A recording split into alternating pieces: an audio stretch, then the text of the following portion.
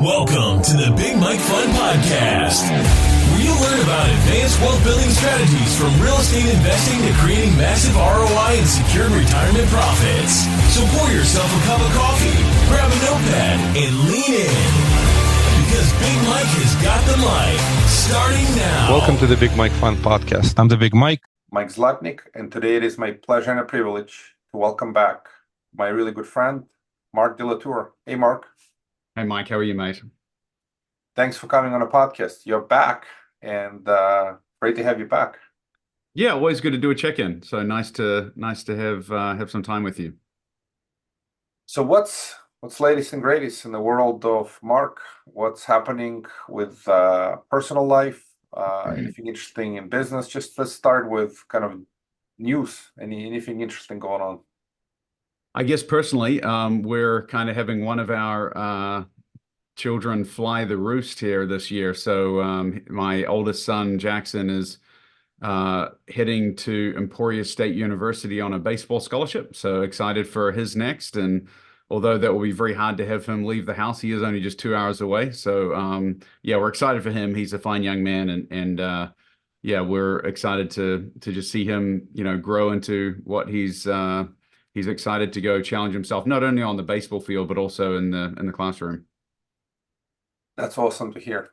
I think sports is a great way to build character, and getting a college scholarship means he's done well. So yeah, I was talking to my daughter on the way to her volleyball practice, and she's getting ready to. She's not competitively athletic; she just enjoys to have fun with her friends. And she was talking about how Jackson is. She's like, yeah, he's all into baseball. And I think I explained to her. I said, there's a lesson there, because when you're fully dedicated to working out and baseball, then you go to college and you're fully dedicated to baseball and school, and then you get done with that, and that was a season in life, you just find the next thing to be fully dedicated to. So I think, to your point, there is a lot of translation from having a commitment and a diligence into your pursuit, whether that be athletics for now, but it obviously translates extremely well. In fact, some companies out there like Enterprise Rent-A-Car just hire student athletes because they've found that those are the best people to come in and run their company. I concur with you 100%. My girls have gone through figure skating, and I know the drill. It's especially if you're very, very competitive at a high level, it's remarkable. Obviously, training you train your body to the nth level, but you also train your mind, the discipline, organizational skills, and that translates to typically future success in folks, whatever they do. So that's definitely great. Yeah. All right. Let's go to the business. So what's going on in Kansas City, Midwest, how things are holding up? We're recording this second half of March 2024. What's happening with the housing market? Just curious, what are you seeing? What are the opportunities? What's new? So in Kansas City, extreme strong job growth and strong housing market. So yeah, things are really, really strong here. We are seeing not only, what I see today, that Google announced a $1 billion plant that's going to come in North Kansas City.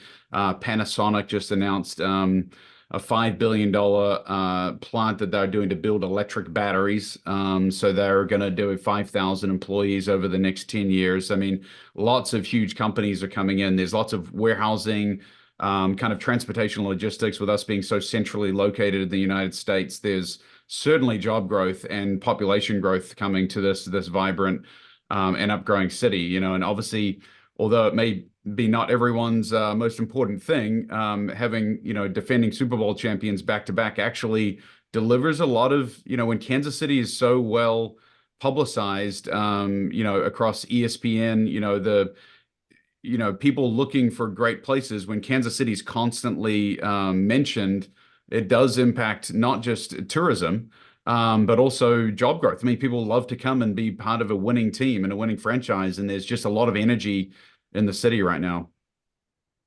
That's a great point. I guess having 3 out of 5 years, it's a rare feat, and puts Kansas City into the category of some of the greatest team in the NFL history, and they definitely what they call a dynasty, a dynasty, a legacy, Yes. So, and yeah, it should have impact on the business, definitely positive. And interesting that you said Google is investing $1 billion to build I assume, is it a data center? Is it just to hire a bunch Data of center. yeah. Yeah. Yeah, it's very powerful, and Midwest is kind of interesting. These are steady markets, Cheap and land. yeah, it's and the opportunities for steady, predictable growth, jobs, housing make a lot of sense. You have less volatility, more predictability.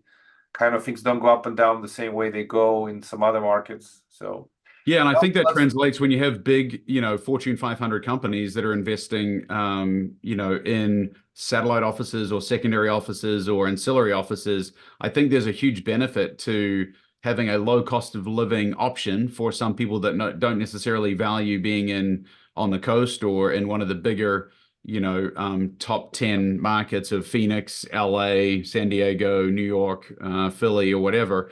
Some people might want to just say, hey, look, I'm going to come where, $500,000 can actually buy me a mansion rather than a one-bedroom apartment. And so, those are very real decisions that I think are being made in corporate America that are having a good impact on the housing market. So yeah, no, all positive signs. Where we're pivoting in business, Mike, is it used to be where we were kind of known as the full turnkey provider of single family homes. The interesting thing is the ramp up in the marketplace has really caused us to be able to gain so much more for our housing on the open market that we've kind of pivoted away from doing investor sales on the full turnkey single family side of the equation. And we're just selling retail now and getting significantly more, probably about 15% more return on our investments, which obviously allows us to buy for more and offload those. So that obviously leaves a little bit of a void for our investor base, and how we've kind of filled that void of them saying, hey, we still want to be increasing our portfolio. We have pivoted to new construction duplexes and fourplexes over the last 2 years, and that's really been very well received. I think our investors are appreciative of the low maintenance or low to no maintenance on their brand new construction, as well as lower vacancy and a more I think when you and I were at CG recently, there was one of the hedge fund guys, Kevin Baldridge, was on one of our Zoom calls in there, and he came in as a virtual keynote speaker, and he spoke about one thing that they as a hedge fund look for in their future developments is the public's or the future resident prospects' propensity to pay. And that kind of stuck with me. I'm like, that's an interesting term, but they look at it as what is the likelihood of them getting paid rent every time on the first of the month? And that's something that we've seen a significant uptick on, a lower, although delinquency is not a major problem for us. We have about a 2.5%, delinquency rate, which is not outrageous, but at the same time, we've seen a lower on the new construction stuff, which has been encouraging.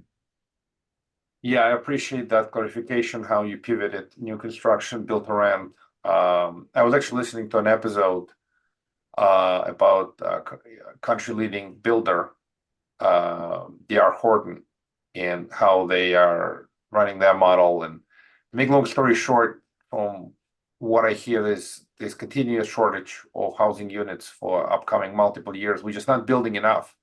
Right. And whether they are duplexes or triplexes or quads or single families, there's years of undersupply. And the country in general just needs more housing units with the population growth. Interestingly enough, a lot of undocumented folks have come over the border. They need a place to live too. And right now they're occupying a lot. Most of them go to the sanctuary cities, but at the end of the day, it's still increasing aggregate demand. And ultimately, cities like Kansas City can be an opportunity for folks to get away from the big city living a lot more affordable environment. Affordability is a gigantic problem, especially if interest rates stay high. It's another interesting discussion, and I'd love to hear your thoughts, because interest rates can stay at the elevated level or they can come down. Of course, if they come down, they help affordability tremendously. But if they don't, at least in the short run, it comes down to where can you buy or rent what's affordable, right? At the end of the day, that's a key. So again, you're developing new build to rent, you're selling this build to rent to investors, right? And your turnkey properties, you're kind of selling them in retail, you're getting better. Are you doing anything else? Are you doing any interesting projects in the multifamily space? Are you doing any ground up? Because I've heard that too. People are beginning to invest into some new construction.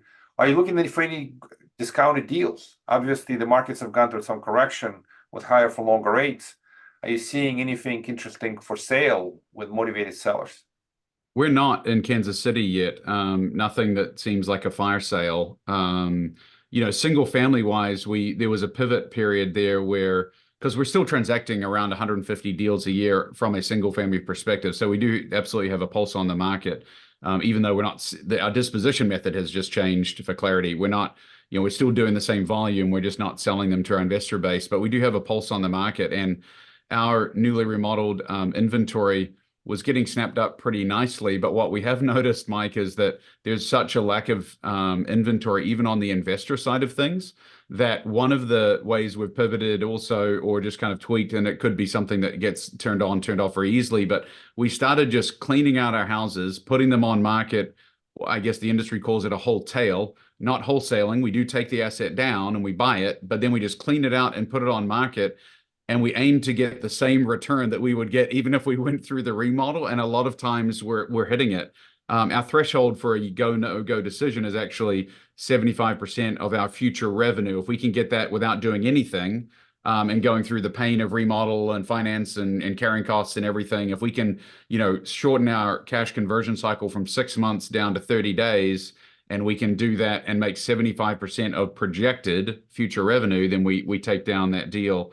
And then we sell the asset that method. And it's been very popular because people are just starving even for small mom and pop investors that are wanting to just do a couple of houses or one flip a year or something. There's nothing on the market. And so we're now feeding that side of the equation too, if we get the opportunity. So that's been interesting. The other pivot or new thing we're doing is a full up ground development. We did buy 10 acres of land that we're able to put 40 units on. We're doing 20 duplexes. Just kind of, we're building out one cul-de-sac off of a very main road.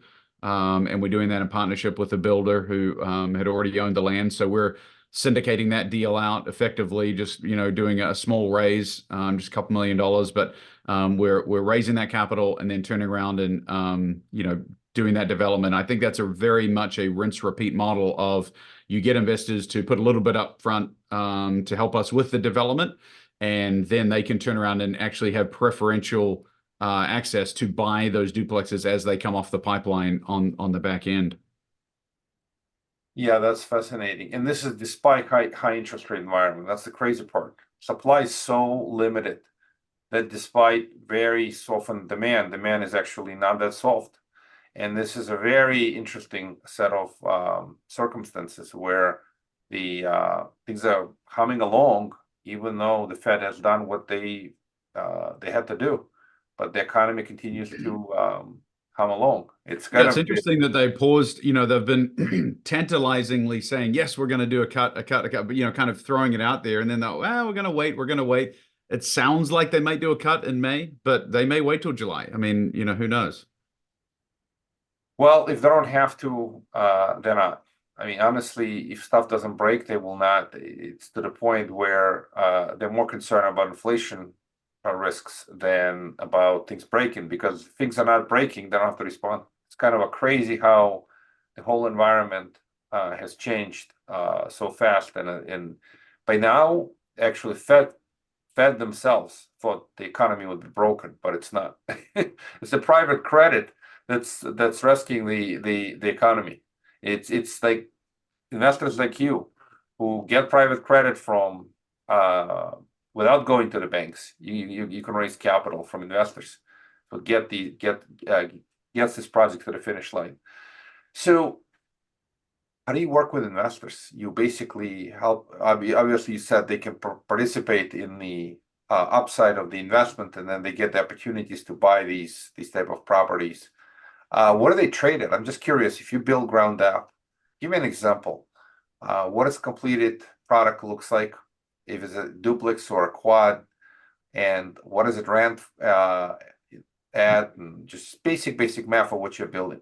Yeah, pretty basic, Matt. We're building duplexes that will sell somewhere in the $535,000 range for a duplex that will generate rents on each side of the duplex just under 2,000. They'll probably be around 1,795 per month. So call it, somewhere around $3,900 of or $3,800 to $3,900 of rents when you throw in some HOA fees and those kind of things. So the income will be just under 4,000 per month, retailing at around 535. Low taxes, low insurance in the Midwest. And then we're also doing a rate buy down to make it a little bit more appealing to our investor base. We plug that in right off the get-go. So even though the sales of these particular development won't happen for 18 to 24 months, we've plugged in there to do an interest rate buy down. Currently, my investors, if they had to go out and get just a 30-year fixed mortgage, that'd be at 7.5 with 1.25 points. That's a rates effective today. But with just a simple 2% seller credit, we can get them all the way down to 6.375 with just 1.5 points. So easily buying the rate down to 5.99 in this inflationary market has been appealing, and something that supercharges the ROI and makes it back where we can actually be selling these things at a 6.5 cap on new construction with some decent cash on cash returns. So it's been appealing to our investor base, and quite frankly, Mike, I mean, our investors are have a lot of longevity. They plan ahead. So our investors are typically thinking, look, as long as we have some kind of positive cash flow and we're not having to put money in, the end game is we want to buy a quality portfolio of performing assets that at the end of the day we can look back on in 20 years and say, that was a good asset then, and it's still a good asset today, and it's got professional management, and it's been that kind of legacy wealth generation play that's the long term. So I always kind of liken it to a crock pot or a slow cooker rather than a microwave trying to get rich quick. We're just getting wealthy slowly over time. Yeah, I appreciate the clarification. So before, this property used to be sold as a cash flow play. Today, the cash flow is so small that given where the interest rates are and where the prices are, that it's really mostly leverage appreciation play. Yeah, there were four. I mean, I talk about the four pillars of real estate. The cash flow is one of them. The ability to scale with leverage is another. The appreciation upside, and then lastly, the depreciation or tax benefit. So there's always four pillars. I think probably mistakenly, we all got suckered into the whole cash flow one for so long when interest rates were down in the 3 to 4% range for investors. And we just loved, we were always looking at cash flow, cash flow, cash flow. And that's fine because you can feel like you're escaping the rat race if you get, $300 a month of cash flow from one asset, and you get 10 assets and you feel like you're at 3,000 a month. But let's be real, at 3,000 a month is still it's not life changing. It's not going to get you out of the rat race. So, really what's the big long-term play is we work with wealthy, high-income investors that are trying to build something that is that long-term wealth accumulation play. And I think that's what is the appealing thing, is realizing that we're now appealing to those three other three of the other four pillars of real estate. And cash flow will come eventually, either when rates drop or you do a cash out refi, but it's just not that constant that's going to be, a perceived benefit in the short term. Well, it's a market condition thing. So in this market, when the cost of debt is high, even with buy downs, very difficult to get a cash flow. And the thing you mentioned, interestingly enough, again, I was listening to the podcast episode last night, and big builders. So you basically are small builder in this case versus some of the big builders. During the hot markets, they would offer folks upgrades. So they would offer folks some marble finishes or marble bathroom, this and that. And those were the options. And again, most of those are not investor product, nonetheless. They provided incentives in the form of taking the extra dollars and just upgrading them. Today, these bigger builders doing the same thing. they're doing the buy downs as the primary incentive for folks to come in because affordability. And at the end of the day, you can't even get a mortgage if you don't meet that service coverage ratio or debt to income ratio. So these buy downs are absolutely critical. Just a quick question. So what does it cost you to buy down? So you're dropping the rate by how much, and how much does it cost? Just repeat that one more time so it's pretty clear. Yeah, to us, we're paying 2% of the sales price of the asset. So around $11,000 in this instance. So you're paying 2% of the sales price, which is, I guess, a portion of their mortgage. It's in terms of mortgage points, probably what, around 3-4 points? Right. Yeah, about 2.6 points. Yep. Oh, you're paying it. It's costing about 6 points, right? That much relative to the value. No, relative to the mortgage. So 2% of the sales price is 2.6 points for their mortgage. So you're paying 2.6% of the balance of the mortgage, and the rate drops by how much? From 7.5 down to 6.375. That's a tremendous buy. You're dropping over 100 basis points. You're only costing you 2.6 points. That's a ridiculous. The good old rule used to be 4 points per 1% drop. This is old, and if you can do today 2.6 to buy down more than 1%, that's a pretty good deal. At least in my book. Yeah, no, it's been popular and I think appreciated for sure. I mean, people, it's almost like that. It used to be never talked about, and to your point, now buyers are coming in very educated, saying, "Hey, do you have an interest rate buy down program? What does that look like?" I mean, it's come to be fairly well expected, and it's just kind of one of those things. Instead of using real estate agents necessarily to go out and sell our product for us, we're effectively saying, "Hey, we'll take that same amount we would be paying a realtor. Let's just buy down the investor's rate and just." We have obviously a healthy demand from our investor base, and we're just rewarding them by being loyal customers with an interest rate buy down. You know what this is telling me, and I'm obviously speculating, but the way I read this data, where the price to buy is relatively cheap, in terms of points you're paying per reduction in the interest rate, it's telling me that the general market, all these lenders expect the rates to fall. Yes. So if they expect the rates to fall, then of course refi opportunity is open, and all the points they've collected, they're happy with that. And as the market rates fall, many investors will be incentivized. So it's sort of an insurance policy. So in case the rates don't fall, folks, and this is 30-year fixed, I assume, right? Is that? Yes, it is. Yeah, we're talking 30-year fixed. Yeah, it's a one-directional insurance. These points, and again, you're providing that in the form of incentive, so it's not really costing them money, but it's costing you a little bit of incentive. But it's providing them a state of mind that they can't go higher; they can only go lower from there. So, yeah. So let's continue the conversation. Where do you see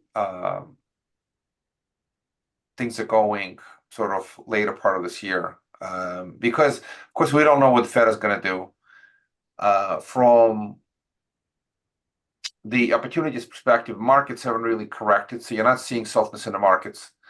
And this is true of both residential and forms of commercial, multifamily storage. It feels like that there's some softness in commercial properties, but it's not the properties themselves. It's the sponsors who are under financial pressure, who borrowed with variable rate debt. Not once you have a fixed rate debt, you don't have pressure. If you can pay the mortgage, keep the lights on, you're not forced to do anything. So are you seeing any distress situations, or it's kind of chugging along? It's almost counterintuitive. Fed push rates up, but the distress is not showing up the way you would expect it to show up. Yeah, I think that my take on it is that it's a long cycle. The cycle that we expect to happen very quickly. We talk about it daily, but it probably happens yearly. And I think we're just waiting for this inevitable distressed assets, whether that be office or multifamily, C-class, or whatever might come along. And to your point, potentially just mostly multifamily with bad operators. But there's going to be something with the interest rate adjustments that are going to be happening in 2024 and 2025 that'll force the market into distress. just not seeing it yet. So, I mean, certainly expect it later on in the year, Michael, but I'm not seeing it yet. So, Understood.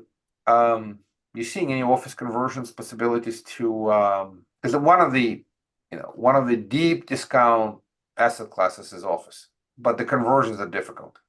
I'm not sure if you've ever even looked at this. I've spoken with a few folks. It's not an easy process, but in theory, if you get the right building at the deep enough discount, in theory, is this even worth the discussion? Because if you can get the fresh land and you can build ground up, and is building more economical than trying to convert? I'm just curious if you've ever looked into this, and maybe this is not your cup of tea, but I've heard that idea being sort of circulated, but the conversions are hard depending on the type of building. yeah, certainly not a market expert and not something that I'm looking to do. However, obviously I'm curious and I read up on what's happening in the marketplace. One of my friends is trying to do a new pickleball community, and he looked at converting one of the big box stores into a facility, but decided in the end to build ground up. So to your point, I think it's still a risk to throw all that money into an asset that's still aged.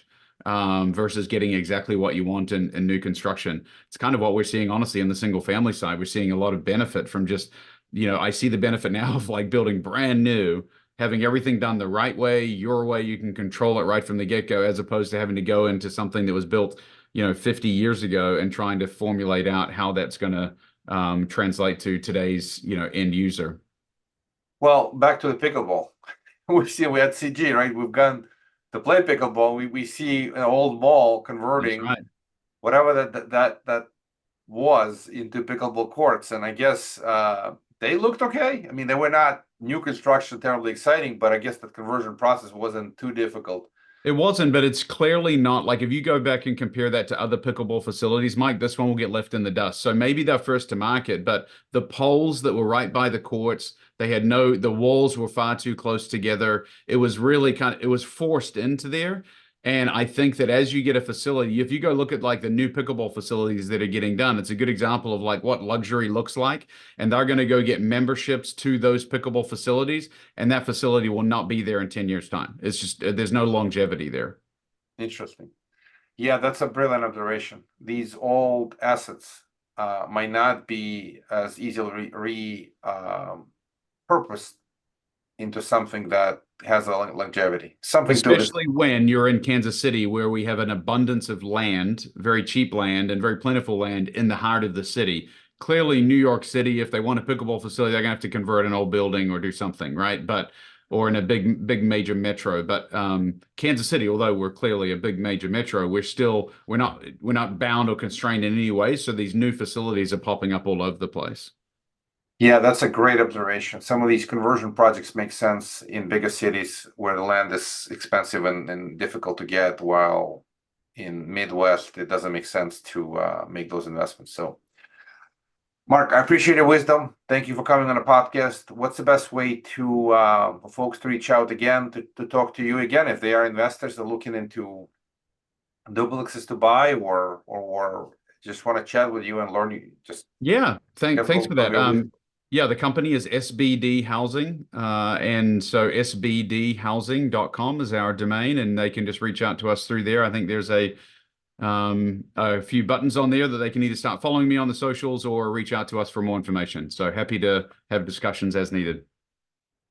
Thank you, Mark. Appreciate that. And Kansas City legacy may continue. They're still a great team, and it's exciting to see them. It's really, used to be the GOAT used to be Tom Brady, and just his final thoughts. And he's kind of the old GOAT. He's done. He's gone, and Mahomes is the new GOAT. He's the new young GOAT, and he's still got it, and he still excites people, and it's kind of interesting. So we'll see what happens. They were big shoes to fill, but no, he's certainly rising into them. And the cool thing about that team is that it truly is a great team aspect. We utilize the analogies from there frequently about how he's a humble, hungry, and smart leader. If you watch him, he never throws any of his teammates under the bus, and they've done well to really cultivate a winning culture at the Chiefs, and it's been fun to watch. We certainly try and emulate that in our office.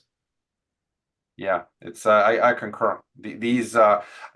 isn't he buying some ownership in some sports team? He's bought some. It's kind of a.